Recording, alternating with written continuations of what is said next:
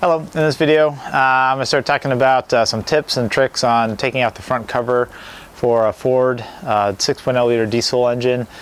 This comes out in F-250, so a van might be a little bit different, as far as access and such. But the video scope kind of creeped a bit. It started off as really the intention was to see if I could use the universal tool to remove the fan clutch, and sure enough it worked. So I started shooting a little bit of a portion of that to give people an idea of how to do it, and then I came up with saw some other things that seemed helpful, so now I kind of aggregated that all into this video here. So it's not a very concise, streamlined narrative. It really just kind of hits a few points if you're taking off the front cover and then putting a new one on.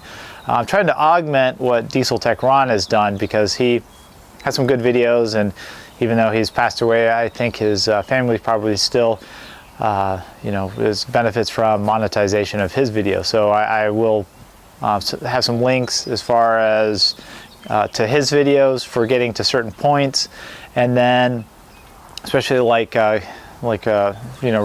do you get the front cover radiator cover off, the one between the radiator and the fan shroud. So all that was pretty much from his videos, and so I'm just going to point to some of that there, so you can go watch and get some additional detail there. The other thing that he pointed out was using the ScanX tool, or I think it's a Scan Gauge 2. That's what I use. So what happened with my truck is I had a no start, crank no start issue. So to get it pointed in the right direction, I was watching Diesel Tech Ron videos.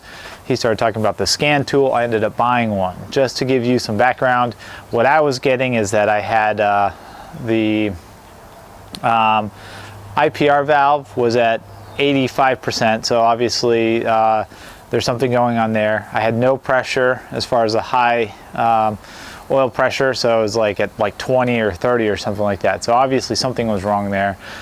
Sync was good and my FICM was good. So that started pointing me in the direction of some real low oil pressure. Why do I have low oil pressure? I saw a video from Diesel Tech Ron talking about that. The low pressure oil pump may be the culprit, because a lot of times you have at least 200 or 300 psi of pressure from the high pressure oil pump, even if the pump is going bad. So then what I did is I took the fuel filter or oil filter out, plugged the drain valve, had somebody crank it. No oil was coming up into the oil filter housing. So then immediately I knew that it was the low pressure oil pump was the culprit, and so I started disassembling the engine to get to that. Upon removing it, it was the front cover was actually damaged, so then I had to replace that. I did the first install, and I cut the O-ring. So the O-ring, the big fat donut looking O-ring at the top, I cut it. It got cut. I didn't realize at the time, filled it up with water. I didn't see any leaking, and sure enough, when I started driving it, it started belching out coolant. So I got to do it again, yay! So the second time around, I had figured out a few other tips and tricks, and I captured them in these videos. So sorry for being a little long-winded, and I'm going to get into the video now. There'll be some links down below. So for the scan tool, if you're interested in which one I use, because the one that he references, I think they changed the name to Scan Gauge 2 or something like that. That works perfectly fine. I picked it up at AutoZone. You can find it at another auto parts store. It's 160 bucks, a little expensive, but it sure beats trying to just taking parts off the truck and figuring out what might be the issue. I probably never would have gotten to the low pressure oil pump without using that. So I'll also have some links to some of the other Ron's videos that are useful, or anything else that I think might be good. So all right, sorry with the long intro, on with the show. I bought one of the special tools, but it hasn't come in the mail yet. So I went down to the auto parts store, got one of the universal tools kits. Actually, there's more than just this in it, but so the nut that's on the fan is 44 millimeters. So it might be hard to see, but this one right here is 48 millimeters. This will actually work. So after you follow Diesel Tech Ron's instructions, get the radiator loosened up, unbolt the fan shroud here, remove the front shroud, unbolt this fan shroud. There's 4 bolts. Then what you do So you actually pull this forward, and then it allows you to look inside here. Now you have to, I took a socket extension, stuck it in this hole, and lock this. And then you're able to get down with the wrench and undo the nut. You can see I've already broken it loose. It's not too tight, but once you pull this shroud forward, it gives you a fair amount of room to work with. And so that was one question I wasn't quite sure about, if I needed to get a special tool or not, or if I could use something from like AutoZone or something. All right, got the fan out obviously. So now I gotta take out the crank pulley. I'm leaving the belt on. This belt needs to be replaced. You can see how cracked it is. These bolts are fairly well torqued. I found that I could jam an extension underneath one of these lobes here, and it'll hold it in place enough for me to break them loose. Right there. Thing's not going anywhere. So that was, I was able to break it loose, and I used a breaker bar up top here.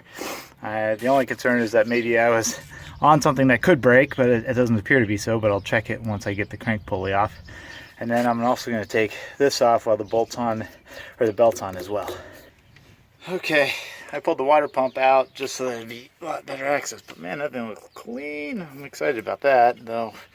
You gotta see what's going on here. Now I love it. You watch videos, oh yeah, just remove it, and then they just pull this thing, the cover right off. I'm not missing any bolts. I got all the freaking bolts out. And of course this thing is just stuck right on. So, what I'm going to do, what I started doing is using a razor blade. So it looks like there's two seams here. This first seam is part of the cover. The second seam is the line. So this first seam is the parting line of the casting. The second seam is actually where the cover mates to the front cover here. So I'm going to play with this, but like I said, I'll probably start working away with the razor blade, and then try to open up the gap a bit, and then get a screwdriver in and slowly work it off. Alright, so I worked in a razor blade over on this side, then over on this side, and I use a screwdriver right around here to get started, then another screwdriver here. It looks like this thing's pretty much popped off. I just gotta work it just a little bit more, and then I'll have it off. Just try to be, like I said, if you're gonna damage anything, damage the front cover. Because that's one I'm definitely got a replacement part for, and this one I don't want to damage. Alright, I was hoping the front cover would be damaged, but if you look across there, that is, something got in there, scribed a line across these two channels, so now the pump can't make pressure. Let's see, at the bottom, I can't quite see it with the phone, but at least I'll review the video here in a sec and see what else might be done. So, I don't know if there's a way to patch that. I think I might have to take the whole front cover off. Yay. Just for reference, here's what the front cover looks like. So when I took it off, I saw that it was in pretty pristine shape, which had me a little sad, because I was like, uh-oh, if it's not this, if it's not these gears, then what on earth could be the problem? And so I got a couple nicks in it. There's one right there. There's another nick right there. There's a little something right there. And another one right there. So whatever got in, I think, got trapped between the gear on this side right here and the inside cover. So these gears are actually in really good shape.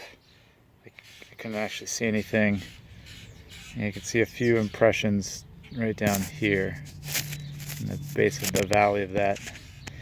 And that's it. I don't know. I'm probably going to replace it since I have a replacement. Probably replace the cover since I have a replacement for that too. And then, like I said, get the front cover replaced. of the on the engine. All right, so I'm taking off the front cover. First thing I did was I took off the tensioner here, which had one bolt on the top and then one bolt in the center.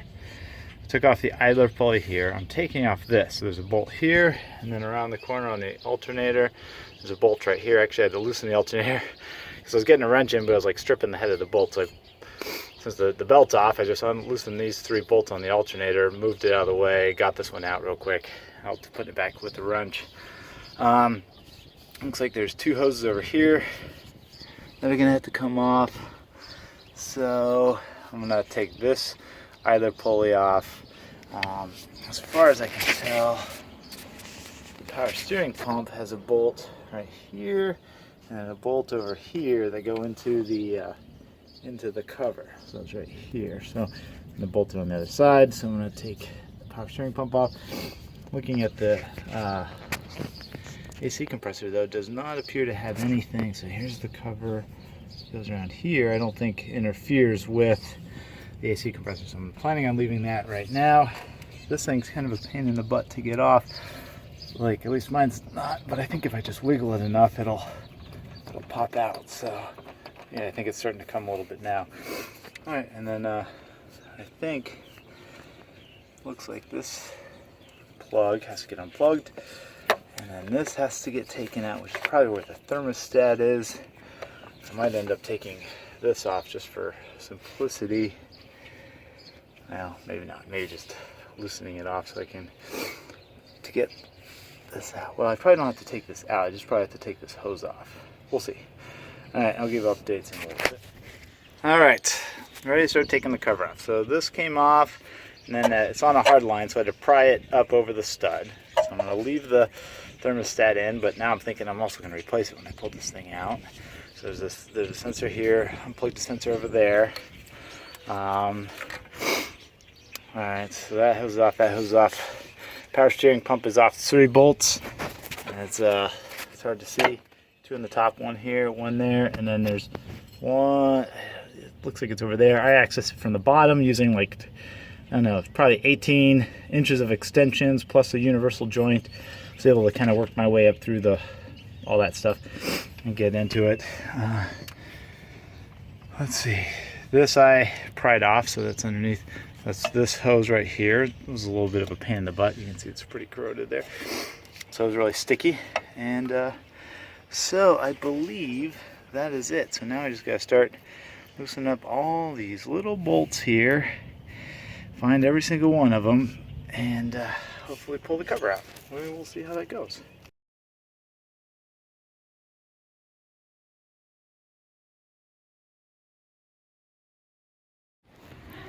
All right, round 2. First time I cut the O-ring, so round 2. I was able to get the housing onto the crank shaft, and then I used a mallet to kind of start tapping it back.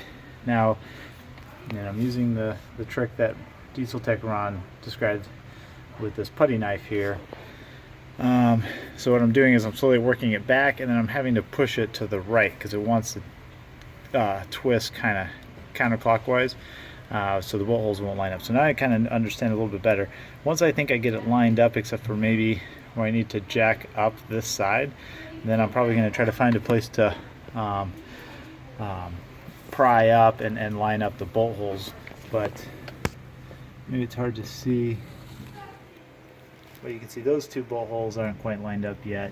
It's going to take a little work. All right, so trying to draw this in. So I got 1 bolt down here in, not tight. I could probably start bringing some of these other ones, but I want to start pulling this out. When I do, it starts pulling this away. So what I ended up doing is I took one of the power steering pump bolts, put a socket in it. That's what this is right here. That's a 3/8 socket. Apparently it'll fit right through. And now I got it snugged up. Now I can start pulling this out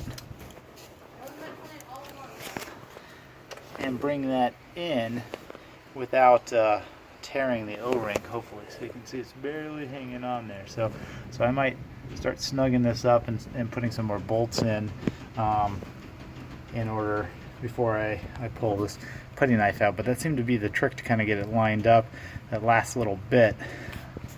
But like I said,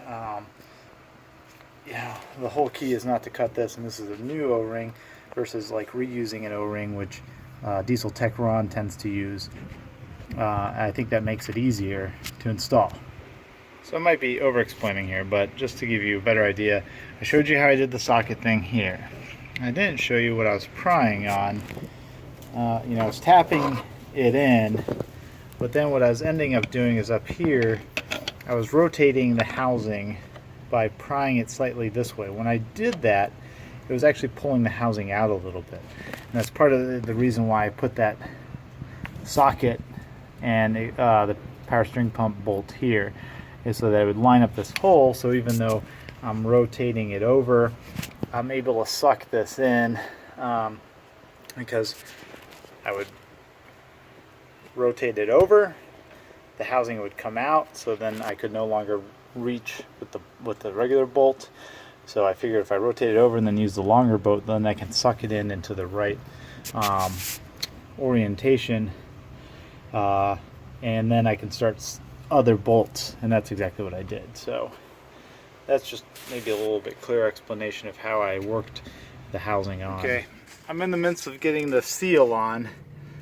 You can see, well, it's hard maybe to see, there's a ledge right here, so it's not quite on all the way, but you can see I've been working on, so basically what I've been doing, using this aluminum block, I've been just, it's big enough where I can put it here and kind of tap it on, and I switch sides, tap back and forth, and I can even, before you get to this, the stud starts poking through, you can actually, it's big enough I can put it like this and kind of tap on it. You can see some rings on the aluminum. Even before that, and now I'll just kind of put it to the side and then to the other side. It's working it on slowly, and then eventually what I'll do is I'll get the crank pulley on it and just kind of bolt it down and push the seal on even further. So that's where I'm at right now. Just thought I'd let you know. I also did heat it initially to 350 degrees, and that might have helped me get it started. So that might be a tip. So give it a try. Hopefully it works for you.